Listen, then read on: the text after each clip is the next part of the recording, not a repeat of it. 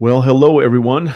Welcome again to another episode of Luke Reacts. This time I'm reacting to the murder, the execution of 6 Israeli hostages held by Hamas. Now, before I get there, let me just say I would love it if you guys would like and subscribe to this channel. We get a lot of help that way, and it helps ensure that we can keep doing these things. So please do that. On September 1st, the IDF announced that they had found the bodies of 6 hostages who had been murdered by Hamas. These 6 were included Carmel Gat, age 39, Eden Yerushalami, age 24, Ori Damino, age 25, Almag Sarusi, age 26, Alex Labanov, age 33, and Hirsch Goldberg, Poland. Now, Hirsch, you might be probably more familiar with than all of them because his parents were the ones that showed up at the Democratic National Convention, and people were chanting when they came out on stage, "Bring them home, bring them home." It was quite moving. Really, it was. And they had traveled the country. They had met with the administration, Biden administration, and Kamala Harris, and Secretary of State Anthony Blinken, and et cetera. Like, really, they had done everything they could do to bring their son home. His son had sustained he had lost his arm actually on October 7th. And so he was, and they had seen pictures of him recently. Hamas subsequently has uploaded onto Telegram, can't remember, the murder of these people. They have put out some propaganda videos, and it's just a reminder that Hamas is to blame for all of this whole thing. Hamas is evil. Hamas must be defeated. Hamas must be destroyed. Now, the immediate reaction, this is Saturday when this news came out, the immediate reaction was, in addition to just sorrow and sadness and anger, was who's to blame? Who do we put the blame? Who's responsible? I mean, obviously, yeah. I mean, Hamas executed them, but behind the scenes is probably not the right word. But who is in the order of things? Is it Netanyahu? Is it the Biden-Harris administration? Is it obviously Hamas is, but to which who's kind of who's not doing what they should to kind of get the hostages out? And let me just initially talk about Netanyahu is pretty much target numero uno, right? Because what is being expected of him? He is supposed to be negotiating a ceasefire. This is what the world is expecting him to do, negotiating a ceasefire with Hamas. Okay. The U.S. considers Hamas a terrorist organization, and as a result of that, we're not even supposed to be talking to Hamas. But it's actually, according to Israeli law, they actually can't negotiate directly with the terrorist organization, and so they are. There's this kind of where Netanyahu is expected to carry the blame for this and expected to show more and more seriousness. Here's Netanyahu reacting to the accusations against him. I was asked whether I'm not doing enough to the release of hostages. Well, I want to set the record straight. On April 27th, Secretary of State Blinken said that Israel made an extraordinarily generous offer for a hostage deal. On May 31st, Israel agreed to a U.S.-backed proposal. Hamas refused. On August 16th, Israel agreed to what the United States defined as a final bridging proposal. Hamas refused again. On August 19th, Secretary Blinken said, Israel accepted the U.S. proposal. Now Hamas must do the same. On August 28th, that's 5 days ago, Deputy CIA Director said that Israel shows seriousness in the negotiations. Now Hamas must show the same seriousness.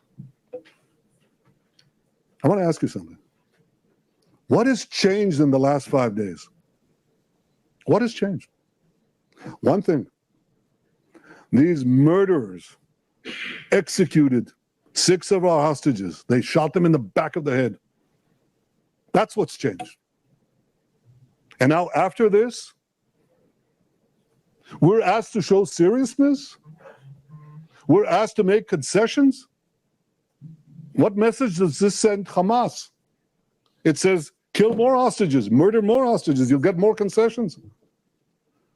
The pressure internationally must be directed at these killers, at Hamas, not at Israel.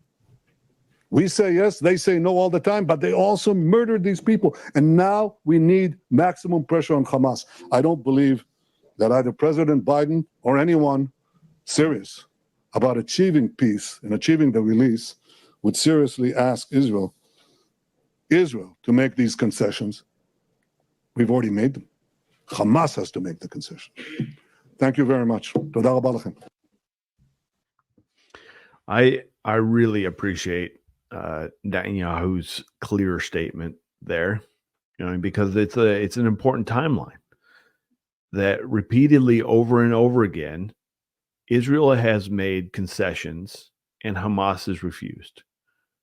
And yet Israel is the one who's told over and over and over again that it has to do better. It has to do better.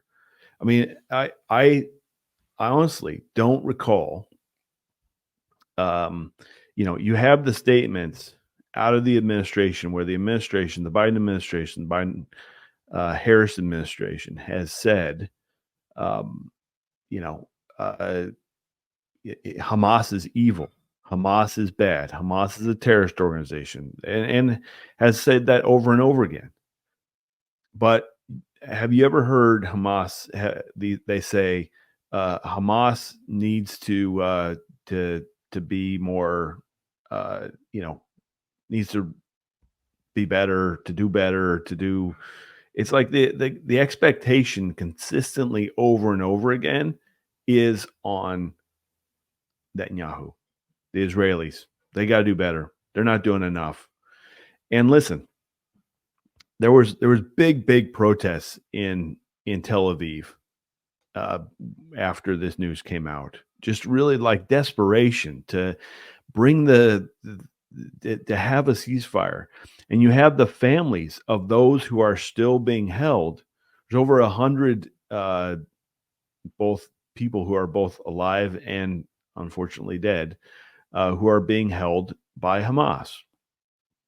And the expectation is, and the demand is, that Israel just make a deal.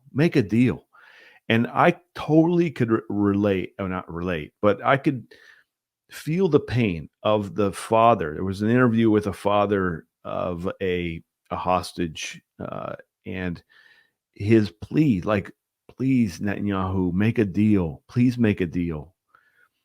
And you can hear the cry of his heart is for the saving of his child. And yet the reality is that Netanyahu doesn't just represent that father and the demands of that father. He represents the whole of Israel and also the future of Israel. And the future of Israel really comes down to how this deal is made. Okay, if Hamas said, if it was like, all right, we'll do anything you want, we'll agree to all the terms, just give just release the hostages. Do you think they would let them go? Really? Do you think that would happen? I don't think that would happen. But here's the thing: Netanyahu saw this coming. Okay, back in 2005, the Israeli government under Ariel Sharon withdrew from Gaza, got everybody out. There was settlements there. They unbuilt the Senate, like there was graveyards. They dug up the people and brought them out of Gaza, completely walked away from Gaza. And Bibi Netanyahu resigned from the Ariel Sharon's government in protest to the withdrawal. Why? Because he knew it was a bad deal. He knew it was a bad idea. Yeah, I mean, listen, it was a from 1967 until 2005, Israel controlled had settlers and settlements in Gaza, particularly on these spots where Hamas has built so many tunnels. And there's this video, and unfortunately it's in Hebrew, so I can't play it for you. But in it, you have Shimon Peres accusing the Netanyahu government of talking nonsense and telling them, you won't scare the people with these tales of a terror state in Gaza because the people don't believe you. Okay? So Netanyahu was saying, it's not gonna work out. This is gonna be bad for us in the future. And lo and behold, he was right. Okay, you had the buildup of Hamas and Palestinian Islamic Jihad, and there was these over the years successive attacks, mostly from rockets, attempts to bridge the fence separating Israel and Gaza, and yet it didn't happen until October 7th, and then they got through. And when they got through, what did they do? They murdered a bunch of Israelis. Now there was lots of attempts to break that fence, and once they succeeded, they did what so many of us expected them to do: just be brutal. And so you have this situation now where, okay, so Netanyahu not only saw what was going to come, he saw this was going to be the future, and he warned about it. People didn't listen, withdrew. Okay. That was 2005. Here it is, 2024, almost 20 years later, 19. And what you have is a bunch of hostages and a bunch of people who were murdered on October 7th, and an expectation that Bibi, who had the foresight in 2005 to be able to he had the foresight that Gaza was going to be a problem, and you think he's going to negotiate like just, oh yeah, just we'll give you everything you want. Because what is it that he wants? Well, Reuters back in May, the news source Reuters put together a really simple plan of or article on what was included in one of the proposals. Okay, now this was in this article, May 7th, it starts out: Palestinian Islamic group Hamas said on Monday it agreed to a 3-phase deal for a ceasefire and hostages for prisoners swap. Also, Israeli officials said the deal was not acceptable to Israel, but here's what they proposed. Here's what Hamas says was on the table in May. Okay, we're talking several months ago. All right, so phase one, there's 3 phases. Phase one was a 42-day ceasefire period, okay, in which Hamas would free 33 Israeli hostages, dead or alive, in return for releasing 30 women and children. Then Hamas would Hamas would get back a bunch of fighters that they had detained from that were being held by Israel. Okay, starting on the first day of the ceasefire, the entry of intensive and subsequent quantities of humanitarian aid and would increase significantly. Okay, so 600 trucks per day, 550 fuel trucks, et cetera, a bunch of other stuff. And then Hamas would release more hostages as these days progressed. Okay, and that would continue every day that things wore on. It'd get more and more hostages would be released, and Israel would be releasing Palestinian prisoners back to Gaza. Okay, all right. Phase 2, after another 40-day, 2-day period, and restore a sustainable calm. That's the language that's used there. Would be complete withdrawal of most Israeli troops from Gaza. And once this happened, then Hamas would release Israeli soldiers. And Israel would continue releasing Palestinian prisoners. Okay. And then the phase 3, a completion of exchanging bodies and returning to the implementation of restructured according to the plans of Qatar, Egypt, and the United Nations, lifting of the blockade of the Gaza Strip, and a kind of call it the Marshall Plan for Gaza. Okay, so the big sticking points there, obviously, you probably might imagine, is that Israel is not in the mood to release a bunch of Palestinian prisoners because they've been in this state before, right? Here's what happens: Israel gives back these soldiers that they caught, these Hamas fighters that they caught. They're going to go back to being Hamas fighters. The guy who's currently running Israel, Sinwar is his last name. He was released in a prisoner exchange back when Hamas had one body, not a live hostage, but one body. And Israel released 1,000 Palestinian prisoners to get that one body back. And one of those soldiers that went back, one of those prisoners who went back, is now the mastermind and the leader of Hamas.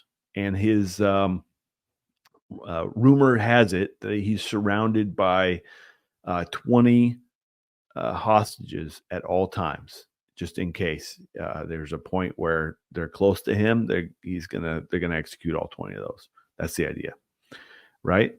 Now, one of the things that comes up over and over again is obviously you get these kind of release of the hostages. That's what Israel wants, but they don't want to give back full control over Gaza. They need a couple of spots. Now, one of those spots is what's called the Philadelphia corridor. Okay, pull up a map here. You can see this Philadelphia corridor. I keep saying Philadelphia. It's not Philadelphia corridor. It's this strip of land between Gaza and Egypt. Now, why is it so important for Israel to control that piece of land? Well, it's because there have been over 150 tunnels found between Egypt and Gaza underground since Israel took control of that corridor. And these tunnels are big enough to drive full-on vehicles through. So you can imagine trucks that are laden with weapons, rockets, all that. I mean, how did Hamas get so many weapons, so many RPGs, so many rockets, so many AK-47s and ammunition and grenades and all this sort of tactical weaponry. How did they get it? Did it come in from the sea? Did it come in on trucks from Israel? No, it came underground from Egypt. Okay. Egypt also doesn't want Israel on the Philadelphia corridor because it's estimated that they were making about $2 billion a year off of that passage. Okay, so they're in it for the money. They're aligned to some degree, not the government. The government of Egypt is anti-Muslim Brotherhood, and Hamas is part of the Muslim Brotherhood. But it's lucrative for the people who live on the border. Now, what else is on the border down near this corridor? The city of Rafah. Now, I know I'm going to have you go back in time here a little bit and remember something about Rafah. Well, let me tell you about Rafah. Rafah was one of those places that there was posts on Instagram. There's a viral post. I think I even did a reaction video to it in which there was this a hashtag that went around called "All Eyes on Rafah," and it was Rafah. You got to protect Rafah. The United Nations came out against Israel going after Rafah. Even Kamala Harris. Here's a clip of Kamala Harris saying, I studied the maps. And it'd just be a real mistake if Israel went into Rafah. It'd be terrible. You shouldn't do it. Don't do it. Don't do it, Israel. Here she is. That any major military operation in Rafah would be a huge mistake. Let me tell you something. I have studied the maps. There's nowhere for those folks to go. And we're looking at about 1.5 million people in Rafah who are there because they were told to go there, most of them. You have this quote here from the current presidential running mate or for the Democratic Party, Kamala Harris, saying that she studied the maps and it'd be a mistake for Israel to go into Rafah. Where anybody know where the 6 hostages were found murdered? Let me give you one guess. It's Rafah. Yeah, Rafah. Okay. And it's so strange. I mean, the whole time when people were freaking out about Israel going into Rafah, I was like, oh, this is too suspicious. Makes me wonder what do people know is going on in Rafah? Well, now we know. We know that it was one of the places where a bunch of hostages were, including these 6 young people who were all murdered. It was the main thoroughfare for Hamas to get all of its guns and weapons and rockets and bombs and who knows what else. Yeah, check out this. This thing went viral. This All Eyes on Rafah. Okay, everybody was freaking out. And what do we learn? We learned that there's a bunch of hostages and a bunch of basically the main thoroughfare. The way that Hamas was getting its weapons was through Rafah. That's why the world didn't want them to go in, because they'd see that, and everybody knew that. And I don't know. It just I have since October 7th. I mean, I didn't have a high view of the international order before October 7th, but I tell you what, I mean, it'd be really. I'm sure it will get worse, actually, but it's so bad.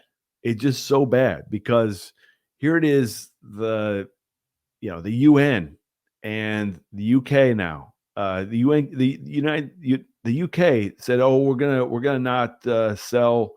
We're gonna do an arms embargo with Israel." They announced this like the same day that the hostages were killed. Like, way to go. Super smart. And over in the UK, there was a new alliance of Muslim MPs that just got established. And this guy, Jeremy Corbyn, who was he's not an MP himself, but I think he's an MP. He was like a raging anti-Semite. So you have the anti-Semites and the Muslims coming together to create this alliance in Parliament in the UK, and you have the new government, new Labour government, saying we're not going to send any more weapons to Israel. And you have, but they don't have a problem, it seems, sending weapons to Qatar, to Saudi Arabia, to Egypt, to any of the other countries. The only one they have a problem with is the one that's democratically elected and is full of people that don't hate the West. What's up with that? Drives me nuts. A little bothered by that one. Okay, but you have this. So then there's the UN. The UN is constantly here. Don't you got to help the refugees? You got to help the refugees, but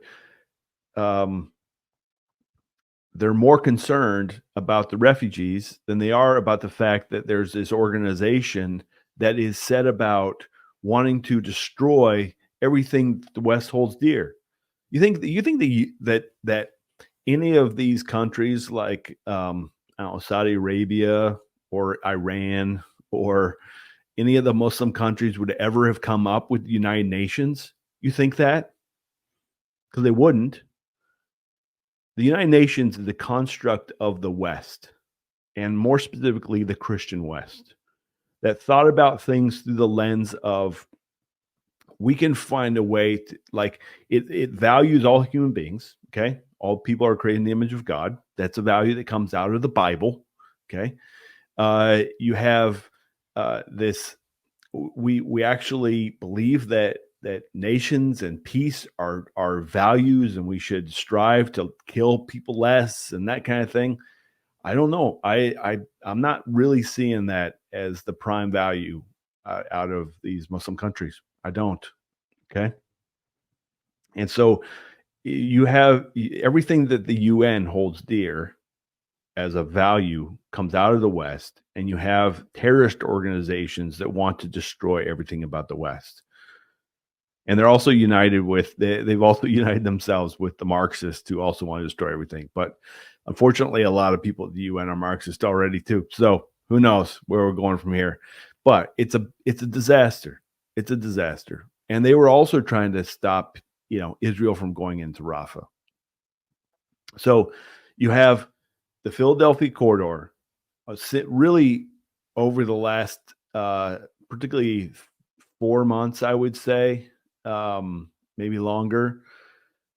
That corridor, that line between Gaza and Egypt, is the biggest sticking point on the ceasefire. Okay, Israel is not going to let it go, nor should it.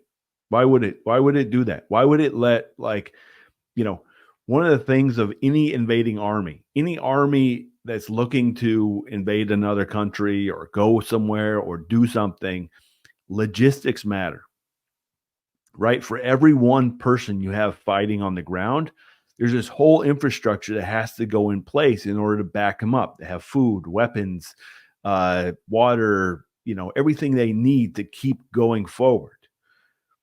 Okay, we left. How many billions of dollars worth of military equipment did we leave in Afghanistan after we left it? Why did we leave it there? Well, because it was a real pain in the butt to get there. We actually had to fly it in, or we had to bring it into Pakistan, then drive it there. And it took a long time. It was very labor intensive. But why did we do that? Because we had troops on the ground in Afghanistan for 20 years. They needed food. They needed water.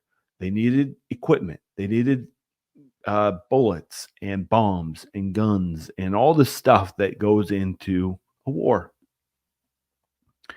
And so you have in any time you want to continue to fight. If we wanted to continue to fight in Afghanistan, we would have had to keep doing that. We have to keep bringing weapons in. We would have had to keep bringing all this stuff in. So if Hamas gets cut off, it ends. It withers. There was a really interesting, the news came out. IDF put some news out last week on the 28th or 29th that they had killed 80% of the brigades of Hamas in the Rafah area, because they basically told all the world who said, don't go into Rafah. They said, well, we're just not going to listen to that. We're just going to go and do what we need to do. We're going to keep doing what we need to do because, in the end of the day, the most of the world's going to hate Israel regardless. So they might as well do what they needed to get done. So there's this announcement by the IDF: 80% of Hamas brigades in Rafah were destroyed. Okay, and then a couple of days later was the announcement of the death of these 6 hostages. Now, there's one other corridor that's really important, and that is the corridor. You see this map again. It's the corridor further to the north, and it's called the Netzarim corridor, and it's the corridor that is basically between the northern part of the Gaza Strip and the southern part. Now it's kind of skewed towards the north, but Gaza City, which is one of the main population centers, it's on the south side of Gaza City. So if you had fighters or people who are trying to get from one side to the other, they got to go through that corridor, and that corridor would allow for restriction of movement of certain kinds of people. If you're a child, old man, an older woman, or a young woman, or somebody like pregnant, or there's a whole kind of list, if you will, of people who would be able to cross pretty easily. But what they're looking for is to keep fighters from going from one side to the other. From, if weapons were able to get through the Philadelphia corridor, could they get into Gaza City? The answer would be no, right? So it's to isolate and prevent some of this movement. Now, here's the bottom line. At the end of the day, Hamas has got to be defeated. There's this great exchange going around Twitter today with Douglas Murray and Piers Morgan. And once again, Piers is like, well, kind of trying to push the blame onto Netanyahu. And it's like, what the heck? And why is it got to go? Why is it Netanyahu? Why are we talking about Netanyahu? He said, the thing is, we've gotten fat and lazy and expect all wars to end with some kind of negotiated agreement. Whereas in reality, the way that wars need to come to an end, the way that they come to an end for real for a while, is for defeat. Defeat needs to happen to Hamas. Hamas has to get defeated. And it got me thinking about some of the wars in the past, and how did these these ongoing conflicts that come up over and over again that just kind of never seem to end. And at some point, defeat matters. Defeat matters psychologically, because you have, there's thousands of Palestinian prisoners that were all Hamas sitting in prisons in Israel. Okay. If they're released back to Gaza, how do you keep them from just starting over again, picking up the pieces and rebuilding Hamas? How do you prevent that? Well, you crush Hamas to where it's not even seen as something that should be done, right? This is how it works in other nations. You think that, you take Japan and Germany. The Allied powers had thousands and thousands and thousands, tens of thousands of former Nazi soldiers that were being held by the Allied forces, and they were going to be released back home. And were we concerned that they would go back to, rebuilding the Nazi war machine? I'm sure there were some that wanted to, but the reality was that Hamas, that Nazi, the Third Reich, was defeated. It was destroyed. And so what are they going back to? And be a part of something that had failed? And the same thing in Japan. Also a lot of POWs. And they were given back to Japan. They went back to Japan. And were they going to rebuild the Japanese empire?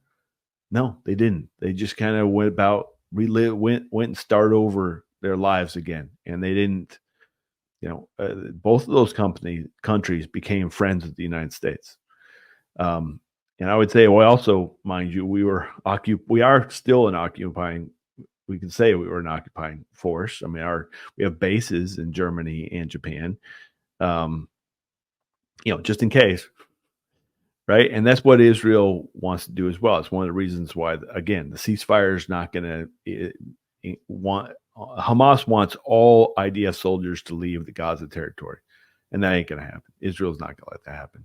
Like we wouldn't have let that happen. And we can imagine negotiating an agreement with Nazi Germany, and the agreement was we can have all of our access to all of our weapons, and we don't want any American or Allied troops anywhere in Germany. We wouldn't have done that. Same thing. We wouldn't have done it with Japan. So that's not real. Okay. So I think, honestly, not only does Hamas need to be defeated, but a chunk of Gaza needs to become Israeli. And it could be, I'm thinking here of the Hong Kong model. Now, what is the Hong Kong model, Luke? Well, in the first Opium War between the UK and China, Hong Kong was lost. Was one of the outcomes of the defeat of the Chinese by the British was that they had to cede this piece of territory. That became Hong Kong. But it wasn't that they ceded it forever. It means they ceded it for 99 years. So it became a 99-year land lease. And I think that could be a really, good model here for Israel to do with Gaza. All right. I'd say that they take a chunk out of Gaza and they hold it for 99 years, a 99-year land lease. And because why? Because who knows what happens in 99 years? It's a long time. You have generations. And so the land is still owned by the people who owned it, but they don't have control of it, and it's under a lease it's a mandatory lease, if you will. I think it's a good model. I mean, the other model, I was thinking about this weekend, was the Punic Wars. I like many men think about the Roman Empire. And one of the things of the Roman Empire was the Punic Wars. And Punic Wars was a wars between Rome and their main rival, Carthage. And the second Punic Wars, the one that most people remember, is when the elephants came over the Alps with Hannibal and attacked Rome from the north. That was legendary. I mean, the battles that raged for years and years. I mean, it was like a decades. Were pretty legendary. But yeah, the Hannibal brought elephants. They went across into Spain and over the Alps and back down in. It was pretty cool. And it was this ongoing war between Rome and Carthage. And where's Carthage? Carthage is near Tunisia. Yes. So you have this, but what happened? Well, there was the third Punic War. Okay. The third Punic War was Rome going, all right, enough is enough. We're done with you people. And what did they do? They sacked Carthage. They enslaved all the kids of the nobles, killed a ton of people, and one last thing, they salted the earth, so nothing around Carthage would grow, because they just were like, we're done with this city. And to this day, Carthage doesn't exist. It's Tunis is the nearest, it became the capital of Tunisia, easy one to remember, but the Carthage was completely destroyed, utterly destroyed, everybody killed. Okay, now mind you, I'm not advocating at all for the total killing, mass destruction, mass murder of all Gazans. I'm not saying that, but I'm just saying that there was a point in history when it's like you go back and forth enough, and it's like we're done with this. We're quit messing around. We're over it, and we don't live in that world now. I'm happy about that. The last thing I want is the New Jerseyans coming over and attacking me over here in New York. That would be terrible. We're not living in that world. Okay. But what I am saying is that,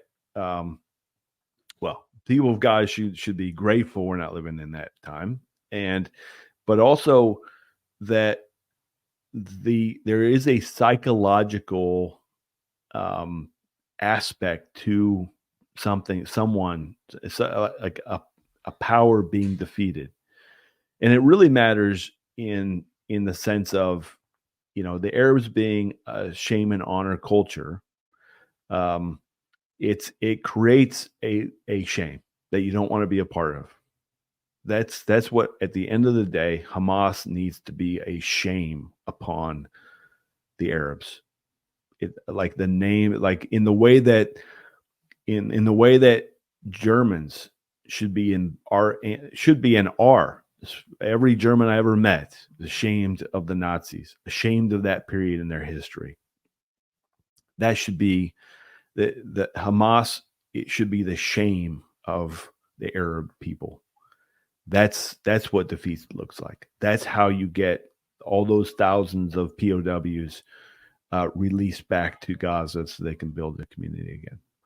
But build it, hopefully, instead of building tunnels, they build skyscrapers, and they go and they build something beautiful on the Mediterranean. There's no reason why it can't rival Tel Aviv as a beautiful place for people to go to. The only thing standing in that way is the will of the people to throw off the shackles of Hamas and it to be a shame on their mouths. So, yeah, I don't know. It was a rough week for all of us who have been watching this war since October 7th, and then hoping and praying for the return of hostages. There's still about 100 left. Keep praying for them. Keep praying for their release, and that miraculously some would be able to perhaps escape or find a way to get out, or maybe their captors. There's the people of Gaza at some point have enough is enough, and they go and get them themselves, or they tell the IDF where they're at. Is IDF does something, some big rescue. That'd be amazing. Well, thank you all for watching this. I appreciate you. Thanks for liking and subscribing. It keeps us, helps our numbers grow. We're up in over, I think, 700% since April, I think is when we started, doing a bunch of these. So thank you all for doing that. And also, we are listener supported. So if you are interested in supporting the Philos Project, link is below. So thanks for your support. Thanks for liking and subscribing. See you next time.